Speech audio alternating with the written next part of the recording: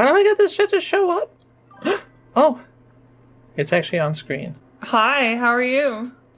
Hello? All is well? So live stream to where?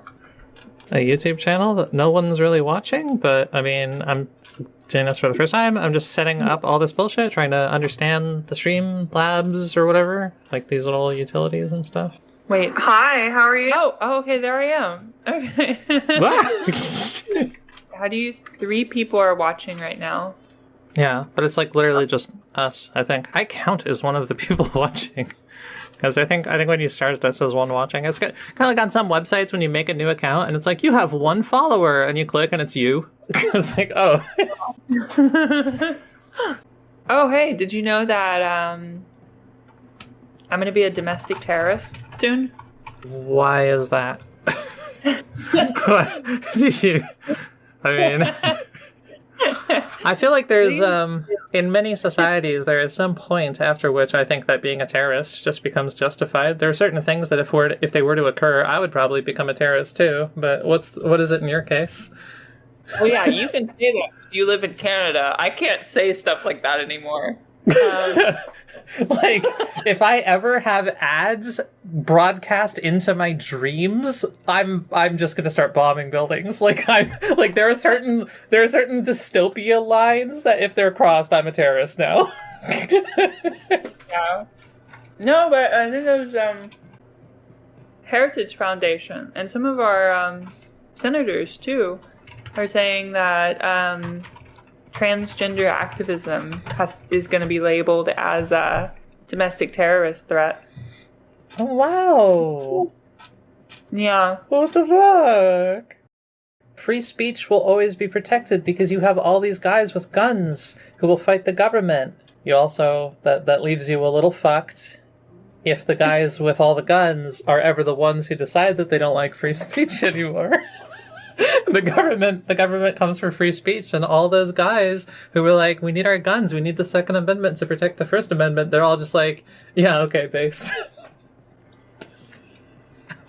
Yeah.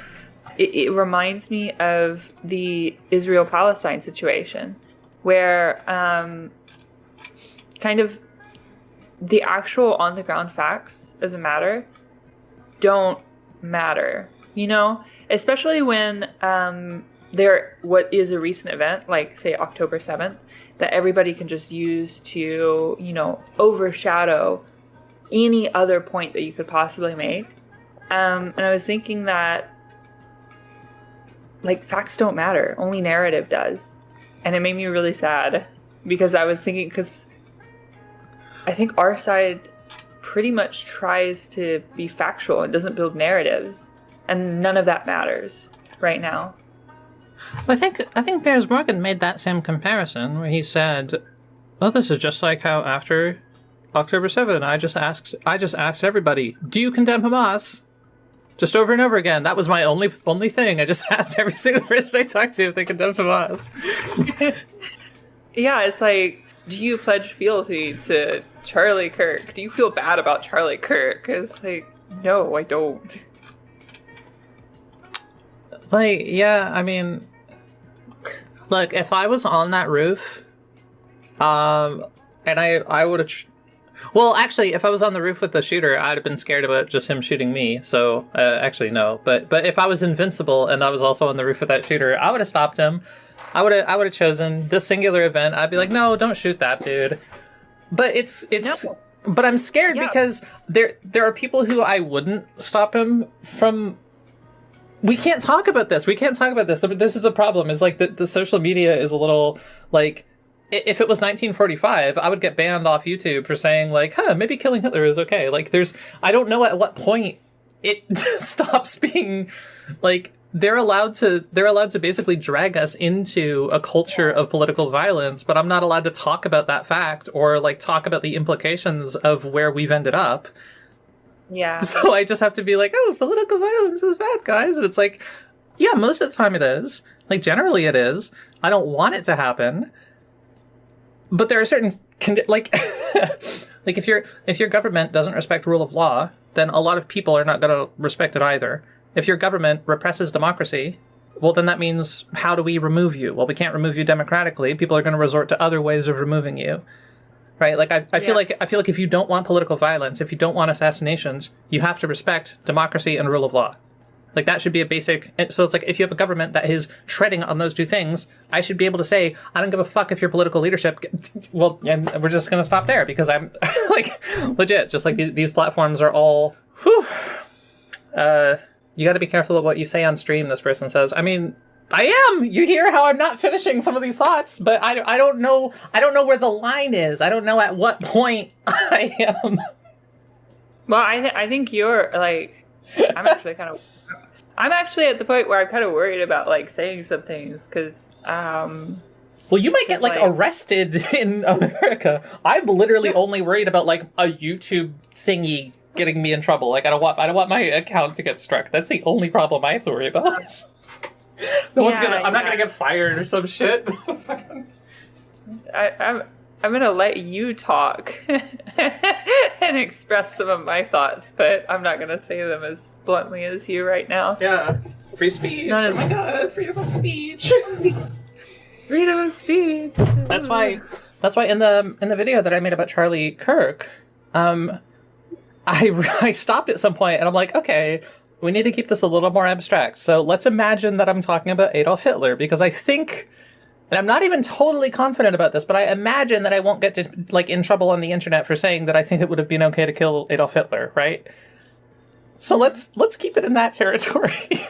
And as the audience has to do the rest to themselves. You have to fill in the blanks. You have to use your imagination. No, I think that's kind of the problem is that, you know, when I was young, the way they taught the history of Nazi Germany was essentially you get this vibe from the educators that the Nazis were like this unique evil that sprung up into the world that had to be eradicated, that it's something that we won against and that we don't have to worry about anymore now, but we have to look out for in case it comes back in the future, right? It made it seem like there was like this, if you were in Nazi Germany or if you were around Nazi Germany at the time, it would have been wild, you know?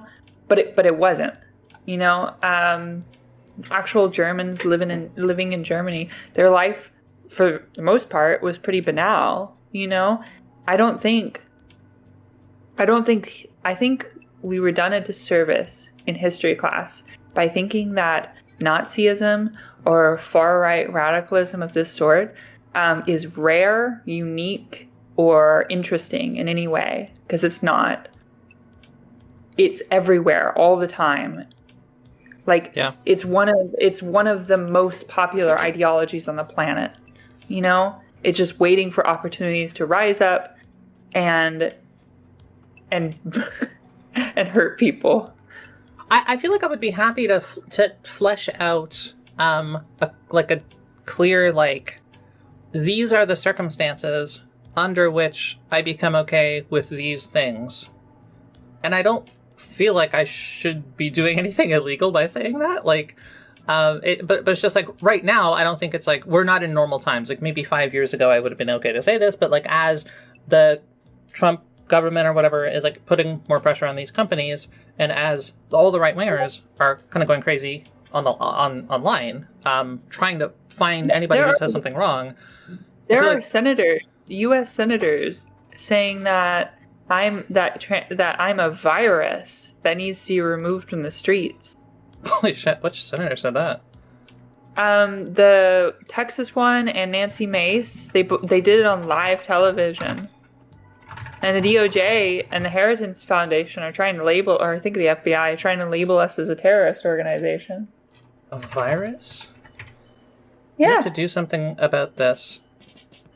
We have to treat these people. We have to get them off the street. We have to get them off the internet. We can't let them communicate with each other. I'm all about free speech, but this... I love that he just says that. I'm all about free speech, but this is a virus. This is a cancer that's spreading across the country that's going to do great damage to normal, hardworking, law-abiding people. That's the important thing, is just being law-abiding. Criminals, you agree that criminalism is bad, right? Criminality is bad, right? you're not pro crime. Okay, good. Then we're gonna lock you all up. Like that's the dichotomy. Is like you're either with us or you're the fucking George Bush thing, or it's like you're either with us or you're with the criminals. Is now what it is. Now what it is. We've escalated. It's getting more mundane. Holy shit! I saw a meme. It was like you know who Tim Robinson is? No. Tim Robinson? Robin? Oh. Yeah, I think from I Think You Should Leave. Wait, are you saying Robbins or Robinson? I forgot if his last name is Robbins or Robinson, actually. Robinson. Tim Robinson. Yeah, he's from I Think You Should Leave, or the Detroiters. I've never heard of either of those things or of this guy. So, but my meme won't land. It doesn't matter. Trans? Did he say something about trans? No, does he have any trans shit in here? Oh, it's just a meme. It was okay. I'll explain it. There's every time like a mass shooting happens, there's this meme that gets spread around my like trans community on Instagram or whatever, and it's just Black and trans people right now, and then Tim Robinson screaming, "I didn't do shit. I didn't fucking do shit. I'm not involved in this." But it's from an episode of I Think You Should Leave, and it's not funny if you don't know. But yeah, I'm sorry. I need to make like a little meme of someone who's like, I can't believe this man was attacked. I can't believe you used violence against this man just because of his politics. And then it's like, this man's politics? We should use violence against people because of their politics. There's so many memes like that. Like, Charlie Kirk was a piece of shit. Like Charlie Kirk said that like didn't he say? Oh God, he said so many fucking horrible things. But I just last night I should find this because I hate trying to repeat things. I'm being worried about saying them slightly inaccurately. It said like doctors who do transgender healthcare should all be hunted down like Nuremberg trial style and like prosecuted for what they do. Jesus Christ. He might have said only for kids though. Nuremberg trial. Like that makes it any better. I hate that we conceded that somehow like saying it for kids made it any better. Like, oh, I only want to hurt kids. Like, okay. There's a few. I've been looking through some of these like compilations of awful things that he said, and the only ones that I'm kind of like, if it mattered at all, because it's like if he said 100 awful things and we have 2 false positives in there, it's not worth talking about. I don't give a fuck about trying to defend him. But it's like some of these, if I see a black pilot, I'm going to be like, oh boy, I hope he's qualified. That's kind of a fair thing to say. If your point is that like we're lowering the standards for pilots for black people, like that, I don't think you should do that. Although I think one of the problems with this statement is that they weren't doing that for pilots. They were doing it for like some jobs, maybe, sort of. Like it depends on what the policy is. But I don't. There are critical jobs that we don't change standards for. Like I don't think there was. I don't think we were letting pilots in. I don't think we were dropping our standards for black people. Like, in some mythological universe, that might have been, like, a valid thing to say, but in this case, it was just him being racist. But it's not, like, a racist logic.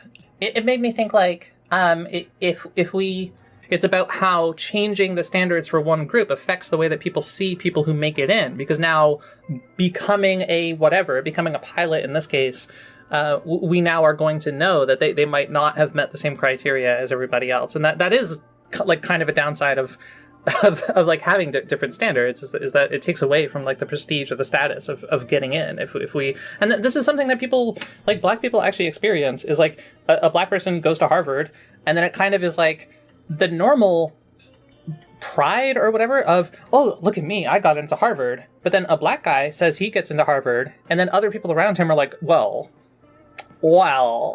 you just got in more easily because you're black, because of whatever, something, affirmative action. And it's like, But that's kind of a sad thing for them, though. Like that, like I wouldn't phrase this as like antagonistic to black people. I'd say like, oh yeah, one of the downsides for black people of lowering standards is that it kind of causes their accomplishments to be seen in like a diminished way. But whenever Charlie Kirk talked about shit like this, though, he didn't talk about it in a way that seemed sympathetic for black people. Like, have you heard the clip that people were arguing about? J.D. Vance asserted that this was completely made up and they just lied when he said that, like, black women don't have the brain power to, so they have to steal their slot from white men. And like, there's probably some way if for an alternate universe person to make some kind of point about how they don't think it's good that black women, because of the logic that I was just saying. You listen to Charlie Kirk say this, he sounds pissed off, and he says it like he just hates black women. I just realized it's on this fucking page. If I scroll down a little bit more, you don't have the brain processing power to otherwise be taken really seriously. You had to go steal a white person's slot to go be taken somewhat seriously. This is worded awkwardly because I guess it's just live. Now, were they trying to hijack her? Were these blacks trying to go rob her? Happening all the time in urban America? Prowling blacks go around for fun to go target white people. Prowling blacks go around for fun to target white people. It's a fact. It's happening more and more. What the fuck?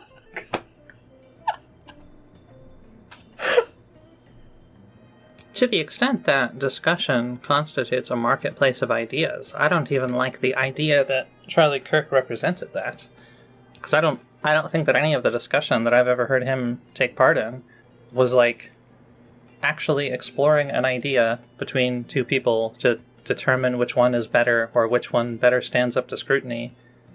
He responds to almost everything by just changing the point, changing the topic, and like he'll just have like a list of talking points that he just he'll let you walk up to the stand and you could be like, seems like Donald Trump is committing a lot of crime. And he'll be like, did you know that Joe Biden pardoned his son, Hunter? And did you know that military recruitment is up right now? And he'll just kind of jump through a bunch of stuff he has to say, and then he moves on to the next person. Like, it's not like discussion, really. And he literally bans, like, he forbids talking to people. It's kind of like a casino where if you win too much, you get banned. He refuses to talk to people who he doesn't think he'll look good against. Yeah. Well, he's a propagandist, you know? I've heard, the New York Times dude, Ezra Klein. Yeah. He wrote an article where I feel like he reacted to the situation knowing very little about Charlie Kirk. Because I don't know how else to interpret what the fuck. He was like, Charlie Kirk, he may have had bad beliefs, but he did politics the right way by going out and talking to people. I'm like, hello? Did you just get a summary of his event? Like, did TP USA give you this summary? Like, that's not what... You get fired nowadays for saying anything else. I don't even know what... I've heard a few different accounts of why that one guy got fired. Which guy? The Jimmy... There's so many people. Jimmy Kimmel? Kimmel. I think, isn't there multiple Jimmy hosts right now? There's two, yeah. Fallon. Jimmy Fallon is the other one. I saw a clip on like Reddit that said this is the thing that Jimmy Kimmel got banned for.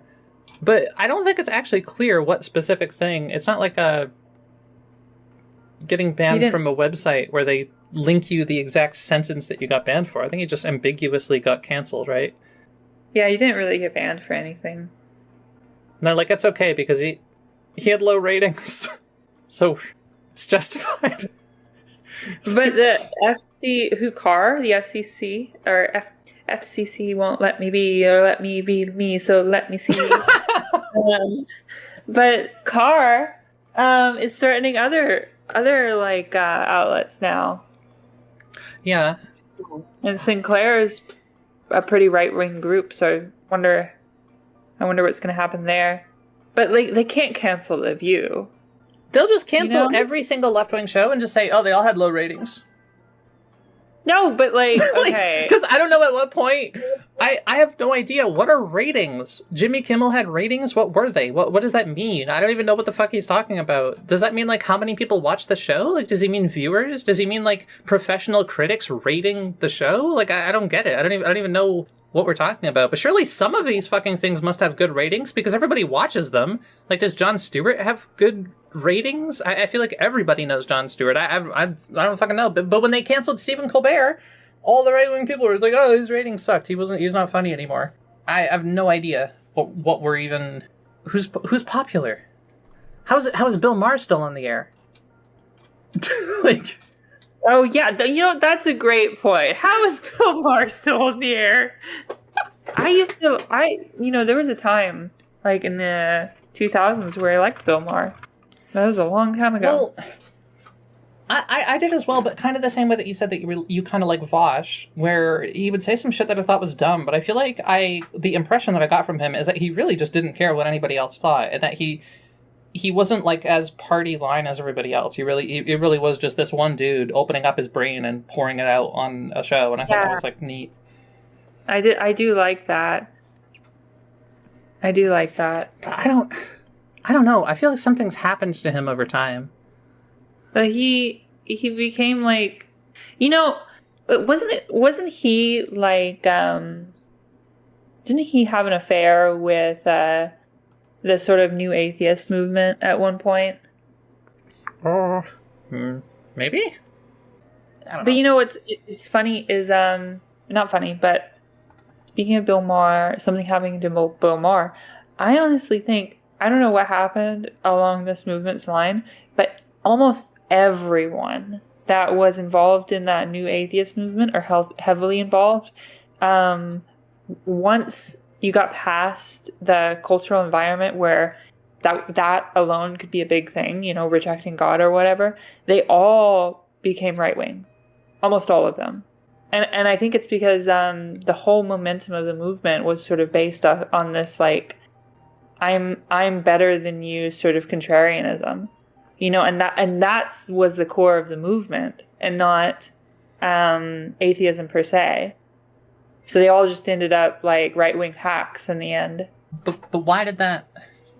And I guess you're just saying that doesn't translate as well into being like a left-wing figure, into being like why couldn't these people have become like Jon Stewarts or something? Because it's just like they were all kind of, I don't want to overuse narcissist, but they were all kind of, they had the attitude of like you were saying, I'm better than you. I'm just here to be a contrarian. Like, fuck you.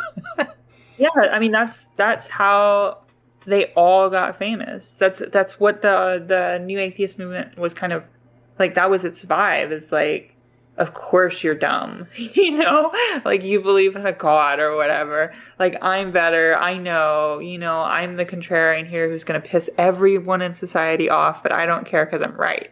And that's their whole vibe. And I think the vibe of that movement was way more important than the movement itself. So it sort of carried that momentum forward into the future when new atheism wasn't really like a movement anymore.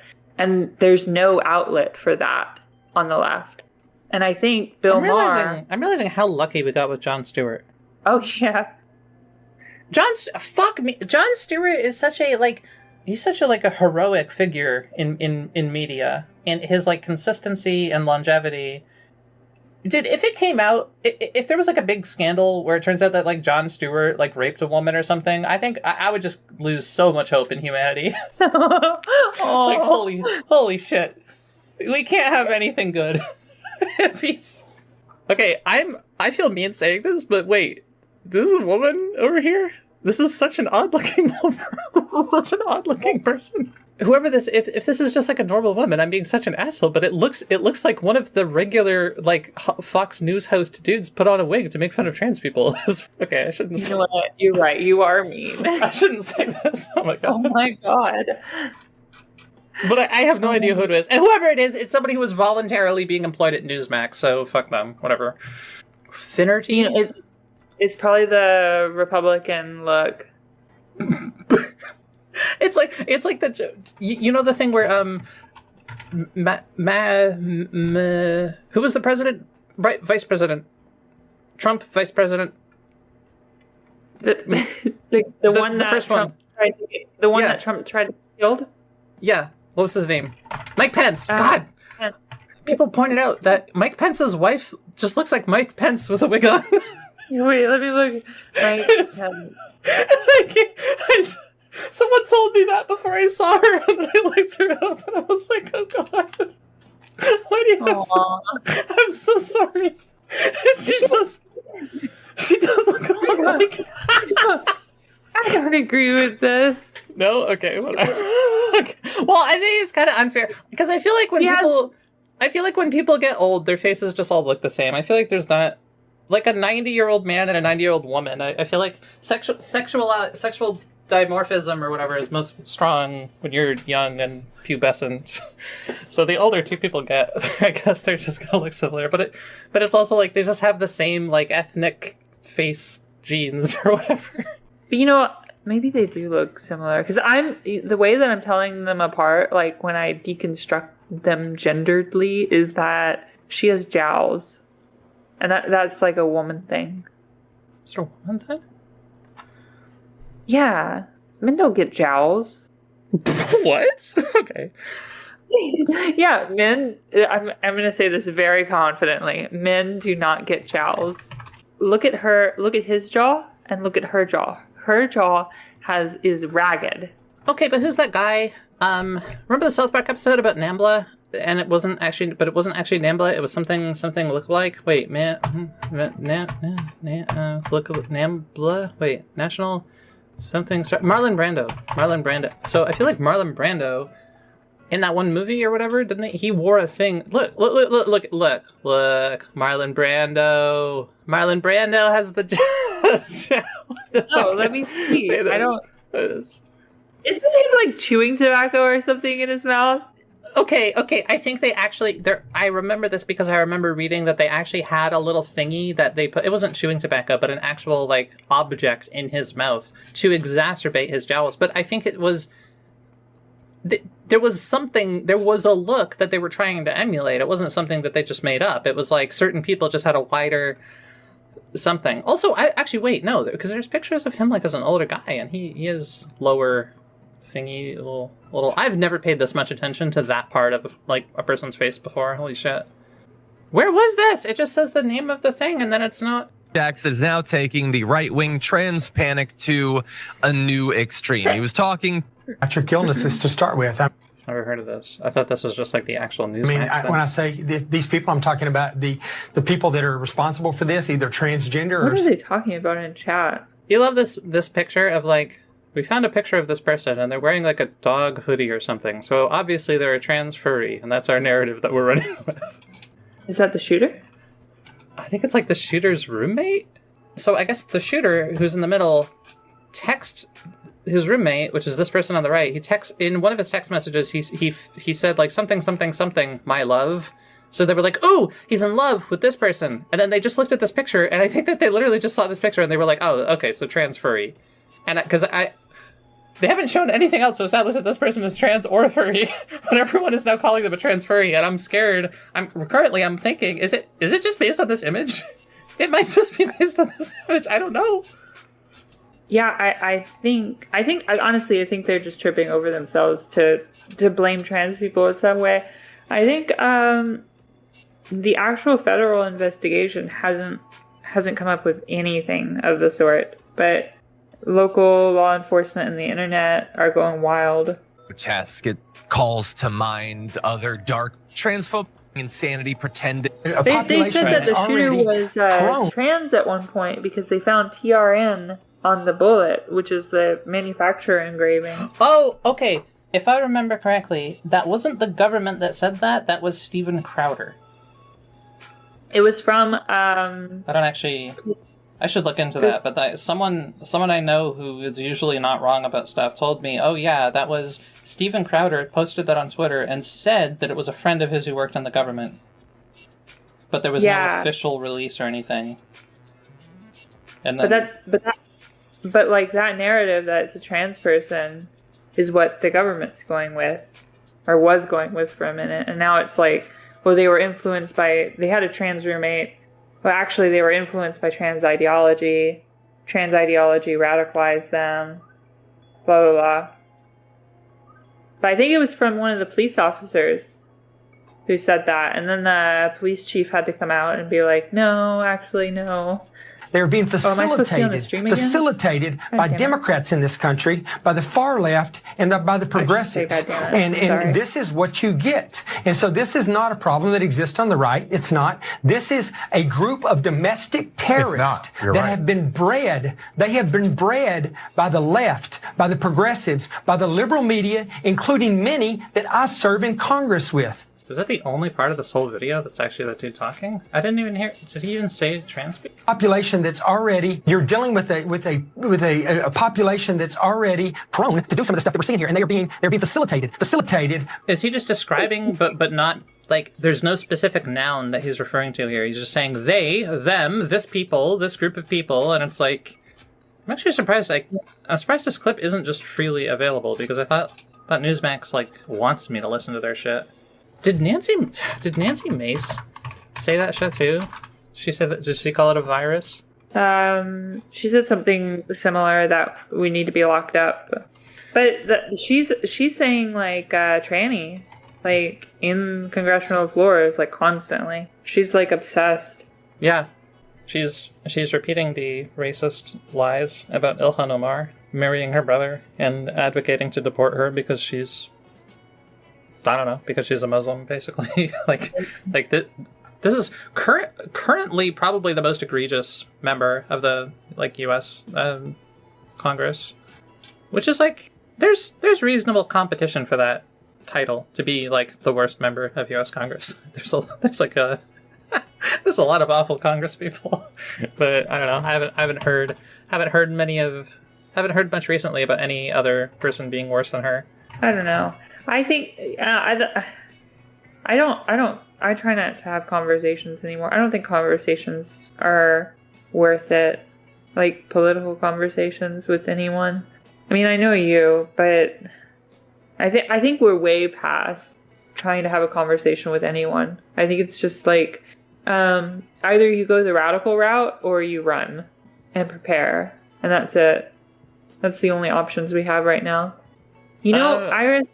I regret? I think conversations are worthless with like a lot of people, but yeah, I guess I don't say with literally everybody. Just like with, I feel like there's like a series of litmus tests that I could pose right now, where it's like, oh, okay, you want to talk to me? Okay, so and it's like if the person says like, yeah, I think the Trump admin's fine. I'm like, oh, okay, yeah, I'd rather not bother talking to you. And, like that's just like a super obvious simple one, but it's like there's like a bunch of checks where it's like there's a number of kind of yes/no questions where if you answer them wrong, then I just kind of go, okay, well, whatever, you're crazy then, and I don't give a shit. And yeah. Sadly, because I think there were always some people who were just so nuts that I just don't even care. Like years and years ago, and when was I most interested in all this bullshit? 2022, when we were all on Discord. If somebody said like, oh yeah, I think the Earth is flat, I didn't even bother making an argument against that. I didn't care. I just said, oh, okay, cool. And obviously I'm not going to interact with you. But the group of people that I have that reaction to has just slowly been growing. And I think that's kind of what you're also expressing, is that you just feel like there's more and more people over time who are just not worth having a conversation with. Because they have just chosen to go crazy and there's no point anymore. You know what I hate? I hate that in the time that I've known you, when it comes to like big political issues, I think in the end I've always been right.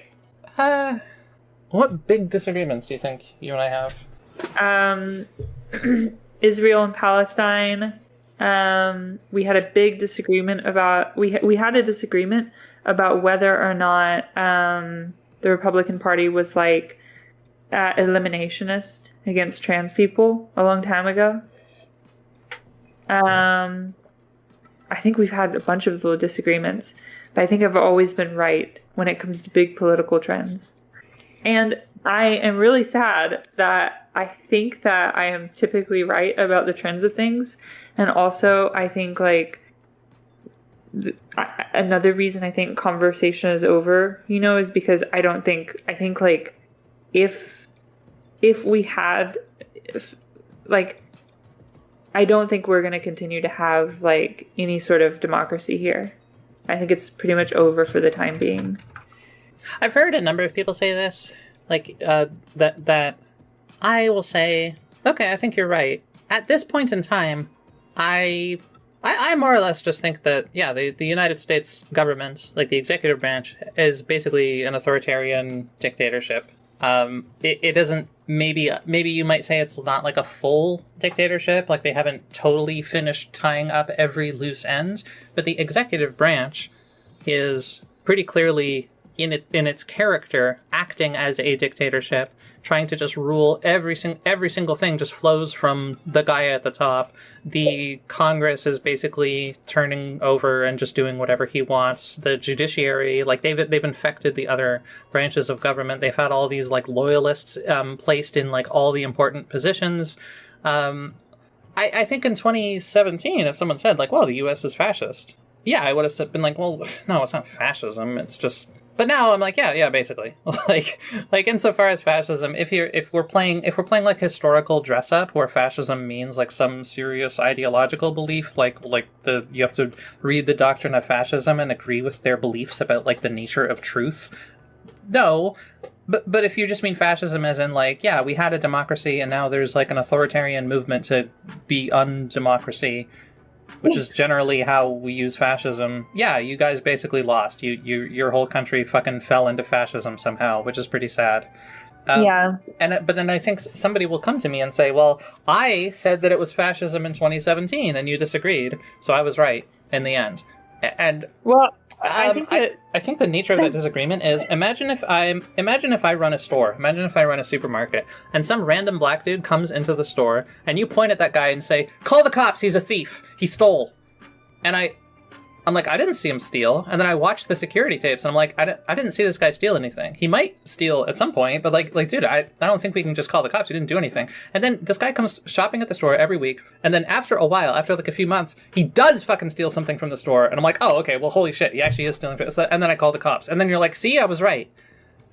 I'm like, well, no, you eventually became right, but you kind of jumped the gun. You wanted me to call the cops when he hadn't done anything yet. I'm totally on board with calling the cops as soon as he actually does fucking steal, but you can't just do that before he steals. Like that's how I feel about what's happening. Is that people are too early to hit the alarm, to sound the alarm sometimes.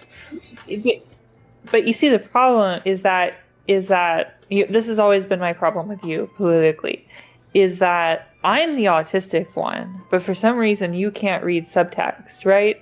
And I can. Like. Okay, but I read. You have to read the subtext, Iris. Okay. He's black. He has a big, baggy navy blue hoodie. He's no. Wait, let me flesh this out. Okay. Imagine your narrative, Queen. Imagine if a black person came into your store and he said, yo, I'm gonna steal something. And then he walks around and just looks at stuff. And I go to you and I'm like, hey, what black person over there, he's gonna steal something. And you were like, well, he hasn't stolen anything. I'm like, yeah, but he said he's gonna steal something. And you're like, well, he hasn't stolen anything. When the black guy steals something, only then are you gonna care. You know? That's the problem, is that Trump said everything that this administration is doing, they said they were going to do, like years and years and years ago. Okay. Right? And what Israel is doing to the Palestinians, they pretty clearly laid out that they were going to do. I'm not going to get into Israel right now. But, okay, I know this might not be the point, but isn't that how we would react if some guy said, I'm going to steal? I don't think we would call the cops. We would wait till he actually does it, right? No, but we'd all well, I think you could reasonably kick him out of a business at that point. Well, okay. I mean, I was it's not like I was like a Trump supporter until he became fascist. I thought it was like insane that this guy was even in consideration for the nomination. I couldn't believe how fucking crazy he was. But what I opposed was people saying that the United States is now in a state of fascism because he is in power. I didn't. No, I get that, but I think the way you argue, you always end up being, even though you're like on the left with me, you always end up being like a sort of tool for fascism. because you will like excuse it right up into the very moment that it's like realized, you know? Well, I will say it's not fascism until it is fascism. Is how I would express the same what you're describing. Here's a question. What if you want to live in a world where fascism exists? You know, you can never get rid of fascist tendencies. Who was the person who said that fascism appeals to a certain type of mind or something like that? Yeah, I think it'll always exist. It's just how people are, you know?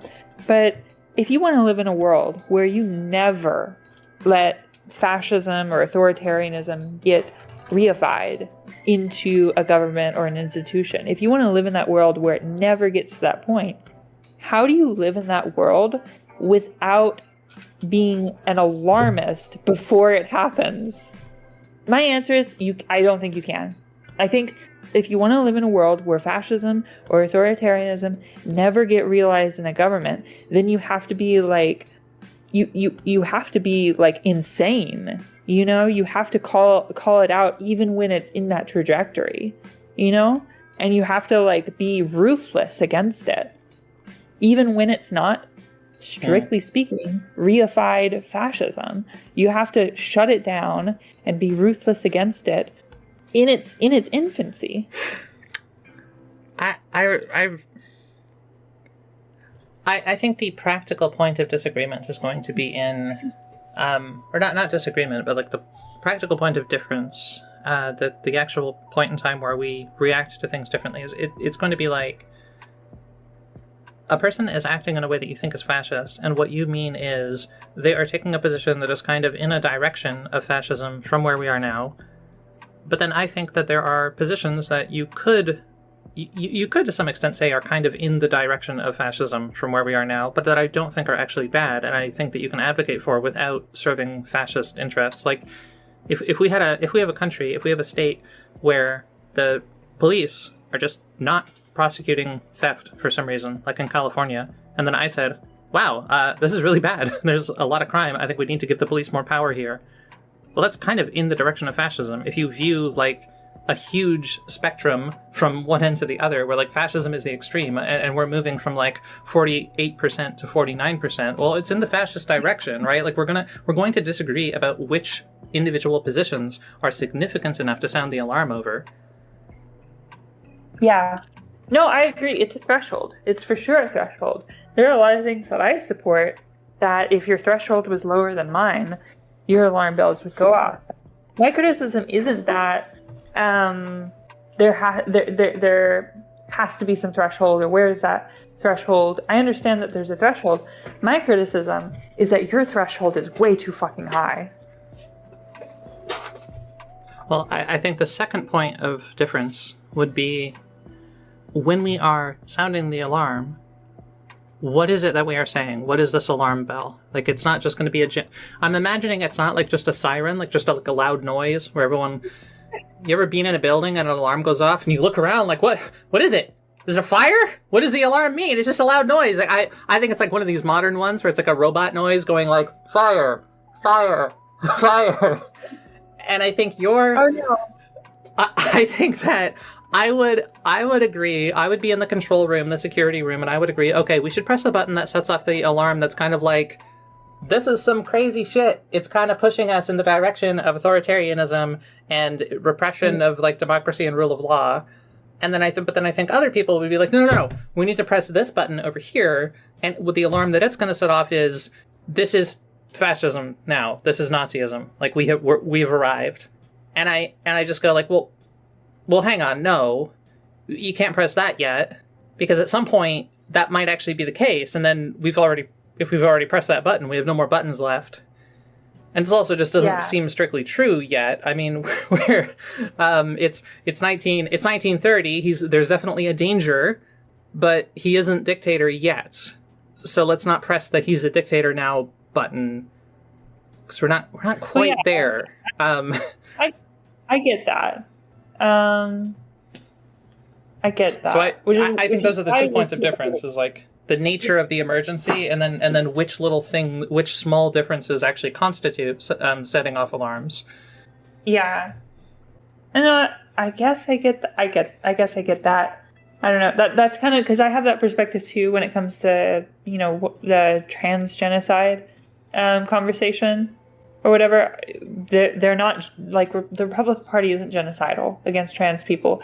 They're eliminationist against trans people, which is such a subtle, I guess, such a like meaningless difference. But it is odd, the overlap with the Israel-Palestine topic, because I feel like I've written a number of things about Israel-Palestine that are quite relevant thematically with what you are talking about, including the fact that there are certain tendencies that, like, you might defeat a political party, but the kind of problems that you associate with that party, the reason that it's bad, is not something that just goes away, because it's something that just arises within any given population. Like, I don't think that Hamas is some kind of geographic, unique thing that is tied with the location of Palestine. I think that there would be a Hamas in a lot of different countries under the right circumstances. There would eventually be people in my city who become as crazy, like they might rape a bitch if shit got bad enough. Like there are bad people in any given society. I think there are also Nazis in any given society. There's like some normal guy who, in the right circumstances, if the right things happened, if the right people took over, he would stand guard at Dachau. For sure. But as long as nothing happens to activate that aspect of him, that potential might just never be realized, and he'll just, like, it's not like he's destined to become a serial killer. He'll just go on living his life normally, but he has that potential. It is in him, and when a movement like Donald Trump comes along, they activate this quality in a bunch of people, and then those people, they're like little like, bzz, oh yes sir, make America great again, and then they join the thing. And then you have a big fucking problem. So I think you're right that it is kind of like this lurking thing. Terrorism isn't unique to. I mean, that's a difficult one. But like I might maybe I shouldn't have said terrorism, but like kind of violence, whatever. Sorry. But like sort of right wing. I would repeat this about fascism. Yeah. Because this page wasn't about fascism. This page is about Israel-Palestine. So I'm saying that, like, it's incorrect to think of terrorism as something that is innately tied to Hamas, rather than something that happens in a given population. But I compare this with Nazi Germany, where I say, like they didn't have to breed those Germans in a lab. The people who became the Nazi guards were already existing. They were just around. So like there's a diverse range of people with certain psychological qualities. And in any given country, there are some people who have the potential to just become Nazis and who kind of find Nazism appealing. You have to prevent those people from gaining power in society, but they're going to exist. That's what I wish we came away with in our education on Nazi Germany. Wasn't that this was like some big evil, but that your neighbor right now could have stand guard. Anyone can, Yeah. It's not anything strange or unique. There are people in your city today who, if they lived in Nazi Germany, they would have been the Nazis. Yeah.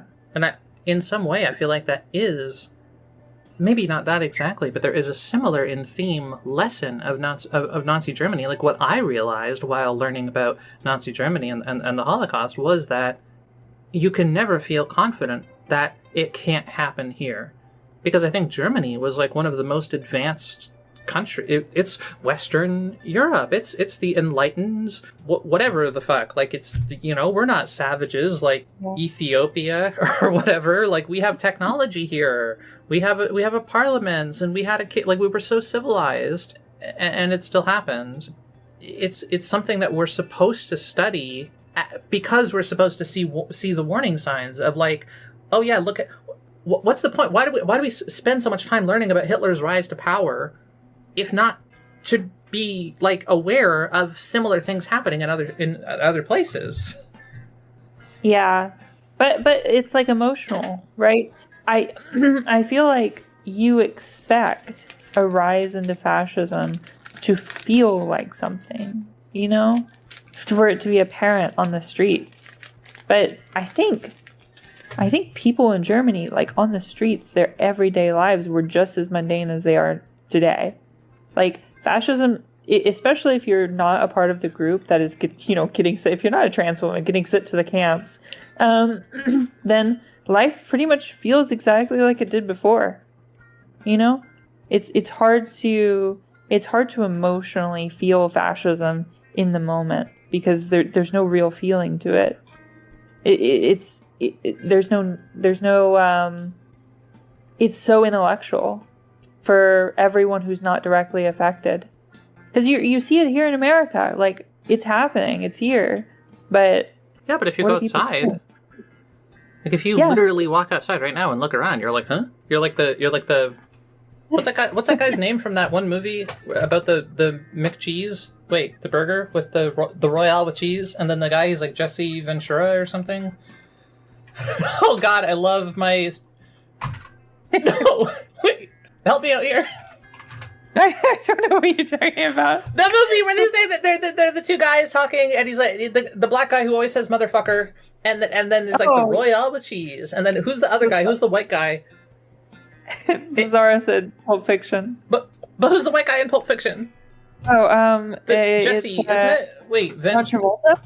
Bruce Willis? John Travolta. John Travolta looking around. That's what I was trying to get to. That little scene where he comes in. He looks around. Yeah, you're outside looking around. There's nothing going on. It's fine. But it's deceptive. It's very deceptive. You can actually find green screen versions of this GIF online so that you can put it over top of stuff. Where's the fascism? I don't get it. I think a lot of those things that I learned in school, they take on a new meaning now. That poem, at first they came for the socialists or whatever? Yes. Let me pull up that. But first, dude, I hated that poem. Takes on a new meaning to me now because it used to say like, oh, when this happens, you'll see it. They'll come for these people. They'll take away your neighbors, whatever. But now, to me, when I read this poem, it's saying like it'll always be distant. Like you'll never really see it. Fascism is something that feels intellectual and distant until the moment it gets to you. Is it a poem? Yeah. I'll read it. It's How is this a poem? First they came for the communists, and I did not speak out because I was not a communist. Then they came for the socialists, and I did not speak out because I was not a socialist, etc. But like used to, I thought, oh, this poem is trying to communicate a reality that everyone around you is getting taken out, kind of. And you're just sort of scared in the background, trying to stay silent. But now I read it and I'm like, no, all of this was so distant and you didn't feel anything at all until it got to you. Yeah, the picture that I would have in my head when I first saw this was that this dude would just be like, he's in his house or in his garden or whatever, and he's watching the SS pull his neighbors out, and he's just like, they've come for the socialists. And then the Nazi guard comes up, and he's like, hey, what about you? And he's like, I'm not a socialist. And they're like, oh, okay. And then eventually he's the only one on his feet. But no, it's not like that. That's not. Dude, imagine if what he wrote instead. First they came for the communists, but I didn't really notice because I was not a communist. Oh, do you think that's the meaning that's closer to what? Yeah, I do. The thing about this is something I also didn't realize when I was younger is that he was a Nazi. I thought it was kind of like a random person who just kind of wasn't doing enough to speak up. This is a confession because this was a Nazi party member who's reflecting on the stuff he contributed to. Yeah. I feel like that also kind of changes the way you read this. When it's not, when he says first they came, it's actually first we came, kind of, because he was a Nazi supporter. He's the point of this is that it's a confession, and he's saying like, oh man, I kind of supported these people. Yeah, I just kind of think of like my dad though. My dad's a Republican supporter or whatever, And when I ask him about anything that's happening, it just sort of in the conversation, it just feels like it's like not real to him. You know, like everything anyone says is kind of fake. You know, it's like he supports everything that's happening, like on paper, but I don't think he does actually. Like if he could somehow internalize what's actually happening, he wouldn't agree with it. But for some reason, he just has this like he just supports the administration on a paper level. You know. Like I don't think all the Nazis, I don't think all the Nazis were Nazis. Well, I guess they all were Nazis, but in the sense that they were Nazis, but they didn't fully understand what being a Nazi meant. Yeah. According to this, a better translation may have been what they came for the trade unionists. I kept quiet. I wasn't a trade unionist. But I don't know. I don't know if this guy would have.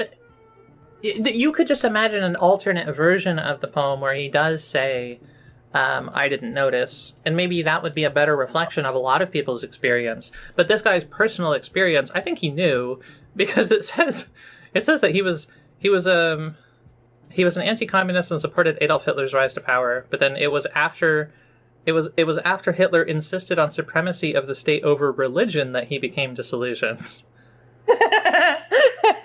Like, oh. Yeah, it's like you can kill the Jews, but the religious leaders were like disturbed because they said that like fascists were treating Mussolini like it was like their religion. And they felt that there was like a thematic tension between like totalitarianism and God. That's like one of the same narrative that's happening here a little bit. Like a lot of right-wing Christians are acting like Trump is like a messiah of some sort. This guy literally got arrested and was confined at Dachau. The Martin Niemöller? The first thing, yes, yeah. Oh, he went to Dachau? Jesus. When he says when they came for me, he means they came for him. Oh my god. Did he survive? Was he a Yes. survivor? And then it was after World War II he wrote The Thing, right? So Yeah. Oh yeah, that makes sense. Did he I wonder, I need to look him up. I wonder if he got Nuremberged. it sounds like he didn't, because it said he could continue his career in Germany as a cleric and as a voice for penance and reconciliation. It would feel pretty lame to get arrested and thrown in a concentration camp and then get released and then get sentenced to Nuremberg. That would be unfortunate. all of the gay people and all of the trans women got put into Western prisons after they got released from the camps. Oh. Yeah. You know what? I can't imagine being this guy. Like, oh God, imagine you were a supporter of one of the most horrific events in Western history. And you just have to go about your life now. Like, how do you do that? Like, that must have been terrible. He went to Dachau, and also he had to suffer through that, and then also for the rest of his life he had to know that he was one of the supporters of that. I think a lot of people, after something like this, will just kind of deny their own involvement. They'll just say, oh yeah, I never liked that guy. I never liked Hitler personally, but Whereas he very explicitly owned up to the role he played. So he was like... Oh yeah. Couldn't avoid it. Fuck, I really need to look through, and my life kind of got interrupted at some point, and I stopped focusing on updating this fucking news list, so I have a big gap between the flooding in Texas kills people on July 6th, and then I resumed the news in September. I didn't record anything for August. I think Mug said he's kept... Have you figured out how to monetize your writing yet? Nope. I also need to... I need to make this into like an actual website at some point, because right now it's literally the entire... Look, when you, just for a second at the beginning, you can kind of see before it loads. It's because the entire thing is actually just JavaScript. There's no actual server software. Wait, girlfriend, did you ever like actually learn how to program like I was telling you to? What do you mean? Oh my goodness. I don't What have actually. you done? I don't actually understand your question. Like, because I was showing you tools that you could use where you can host your own website if you just program it yourself.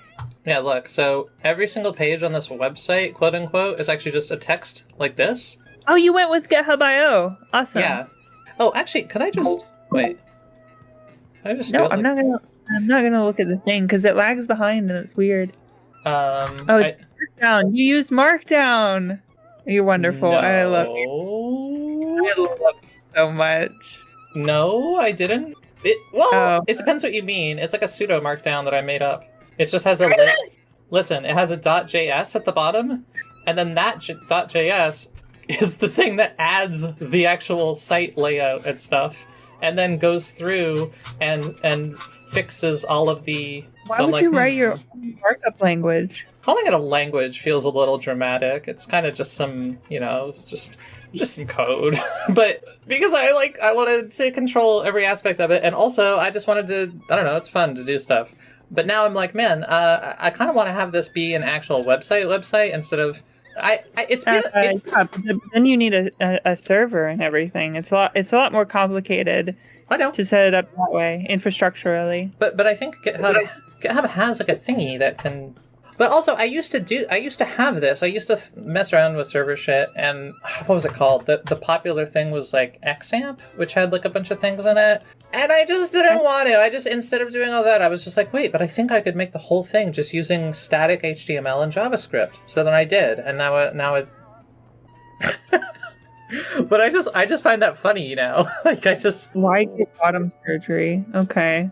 Yeah, you can read that if you want. Well, I mean, it was like. Yeah, whatever. You can also not. That was down with conversations. Well, that's. I don't know how you interpret that, but that was kind of the title is. Sometimes cis people would be like, "Bruh, why get bottom surgery? What the fuck? What's wrong with you? Just don't." And I'm like, okay, they have no idea what kinds of things go into a decision like that. So I literally just wrote out, like, here are the things that, if I were to get bottom surgery, this would be my motivation. Like, these are the kinds of things that go into this. And so it's just like a kind of little... I think those kinds of things just make the situation worse. Talking about it? Yeah, I mean, honestly, yeah. I think that most people... I think explaining yourself to people who aren't, like... I don't know, professionals, only opens you up to criticism and nothing more. Well, but I'm not even necessarily saying I'm explaining myself. I'm saying these are the things that a person could experience. I'm sorry. I was looking at Erica Kirk getting transvestigated. As in, instead of saying, well, my experience is that I feel this, instead the approach is, well, one thing that people can experience is this. It's depersonalized. I don't know if that was because it sounded like you may have just meant you shouldn't have to explain yourself, like specifically. No, I don't know what I'm thinking. I'm just black-pilled on trans conversations. Well, I feel like there's always going to be a value in increased understanding, I guess. I'm not sure if I agree with that. Okay, well, whatever. Fucking. Okay. Imagine if there was really good visibility into how like ultra fat people wiped their ass, and you sat down and you wrote an essay about it. Do you think that would help people who are really obese, or do you think that would hurt them? Okay. But in this case, I think it's because some people approach, like, people feel this, like, ick, sort of. And I think part of it is a lack of understanding. Part of it is, I don't understand why the hell you would want to do something like that. And I think that if you can actually just answer that question in a way that is kind of understandable, that they can kind of empathize with, I think you can remove you can change how they're feeling about it. And I think that's happened with people who I've talked to about it before. Yeah. Yeah, maybe. I don't know. Hey, Iris. Mm-hmm. You know that I love you and that you're the sweetest person I've ever met and that you deserve everything in the world and I want to hug you and love you forever. But I have to go. What the fuck? Okay. Okay. No, girl, I'm having a dinner party tonight. So I have to go get my hair cut. And do you mean like an actual dinner party, like physically, or like on the internet? No, I'm hosting a dinner party at my house. Yeah, bitch. like on your Discord server, you mean, or like a Google Meet thing, or no? I already made friends here in Seattle. So much for the freeze. Okay, so people actually at your place, like physically. Well, yeah, of course. Not like on Zoom or. Shut the fuck up. I'm sorry. Just...